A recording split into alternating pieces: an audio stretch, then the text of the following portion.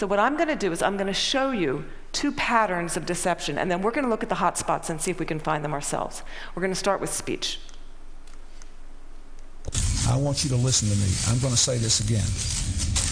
I did not have sexual relations with that woman, Miss Lewinsky. I never told anybody to lie, not a single time, never. These allegations are false, and I need to go back to work for the American people. Thank you. Okay, what were the telltale signs? Well, first we heard what's known as a non-contracted denial. Studies show that people who are overdetermined in their denial will resort to formal rather than informal language. We also heard distancing language, that woman.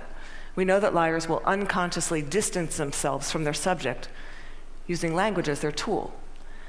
Now, if Bill Clinton had said, well, to tell you the truth, or Richard Nixon's favorite, in all candor, he would have been a dead giveaway for any lie spotter that knows that qualifying language, as it's called, qualifying language like that, further discredits the subject. Now, if he had repeated the question in its entirety, or if he had peppered his account with a little too much detail, and we're all really glad he didn't do that, he would have further discredited himself.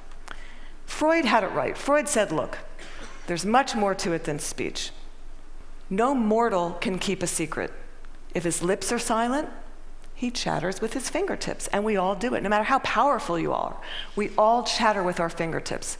I'm going to show you Dominique Strauss-Kahn with Obama, who's chattering with his fingertips.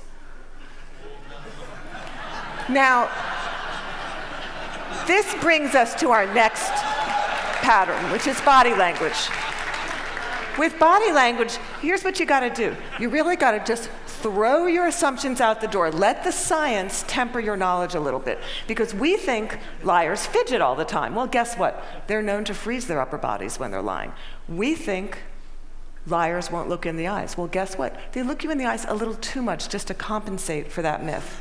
We think warmth and smiles convey honesty, sincerity, but a trained lie spotter can spot a fake smile a mile away.